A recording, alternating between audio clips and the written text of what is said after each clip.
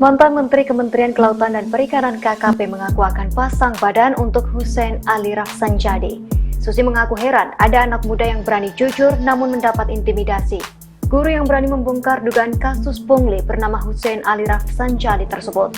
Susi merasa heran dan akan mencoba bertanya ke Bupati Pangandaran JJ Wiradinata.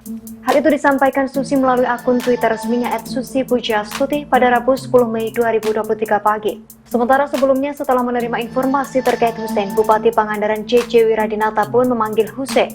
Bupati JJ akan mencari titik persoalan Hussein, guru muda yang sampai mengundurkan diri sebagai ASN di Pangandaran. Karena sebenarnya pemerintah Kabupaten Pangandaran saat ini juga sedang membutuhkan seorang guru. Assalamualaikum warahmatullahi wabarakatuh. Saya Hussein.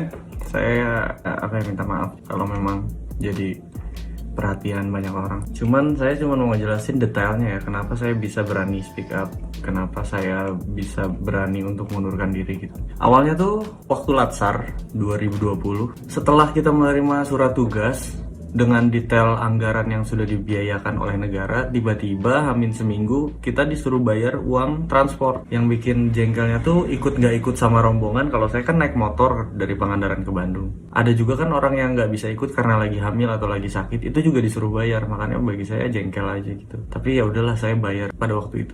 Terus di waktu lagi Latsar tiba-tiba ditagih lagi uang sebesar 350.000. Ya walaupun under sejuta lah, bagi beberapa orang mungkin bukan seberapa, tapi bagi kita nih agak berpengaruh gitu. Apalagi waktu itu tuh kita gaji selama 3 bulan belum dibayar, benar-benar belum dibayar, lagi dirapel katanya. Oh ya udah gitu, cuma kan jadi berat banget gitu. Sampai yang nagih tuh saya bilang saya nggak ada uang banget, saya kasih screenshot isi rekening saya nggak ada, di 500.000 aja nggak ada di rekening waktu itu. Jadi saya lapor aja di lapor.go.id, saya kasih cantumannya, saya kasih screenshotan penagihannya, saya kasih bukti transfernya di situ dengan kata-kata yang baik, dengan kata-kata yang saya pikirkan bersama teman-teman saya. Nggak lama dari laporan saya kirim, tiba-tiba dicari siapa yang lapor, karena banyak yang dituding. Kasihan, saya nggak mau ngerugiin orang, saya ngaku aja bahwa itu saya ngelapor. Dari situ ditelepon untuk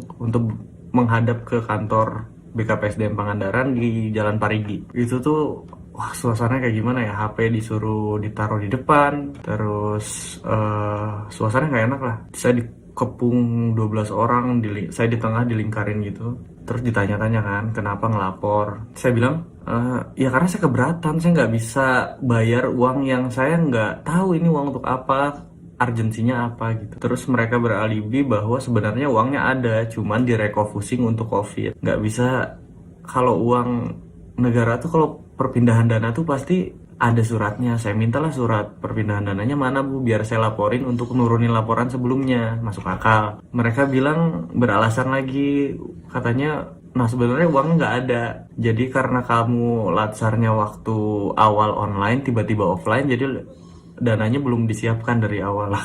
Jadi berbeda sama argumen sebelumnya. Setelah itu di sidang lah, ada 6 jam kali saya di kantor. Di sidang disuruh nurunin, diancam dipecat. Nah ini diancam dipecat juga lucu sih. Kamu katanya kalau laporan ini nggak diturunkan bisa dipecat karena bisa dianggap merusak nama baik instansi. Saya bilang, ya udah Pak, saya minta surat pemecatannya hari ini juga, kata saya. Dari situ bingung aja mereka, jadi baru ngancem. Waktu saya ngelaporin, saya tuh dibilang di grup kabupaten itu, kalau Hussein nggak nurun laporan, SK 1 kabupaten nggak akan turun.